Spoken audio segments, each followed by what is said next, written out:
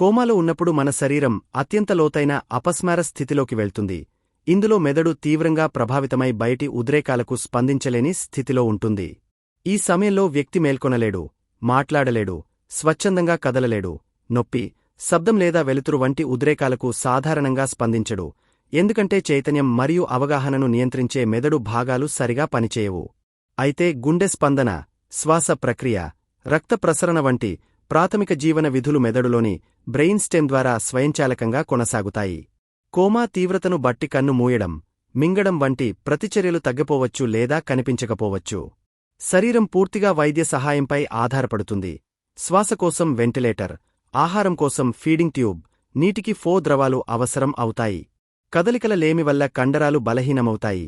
శరీరంపై bed source, ఇన్ఫెక్షన్లు, అవయవ సమస్యలు రావచ్చు. కోమా నుంచి కోలుకోవడం మెదడు నష్టంపై ఆధారపడి ఉంటుంది.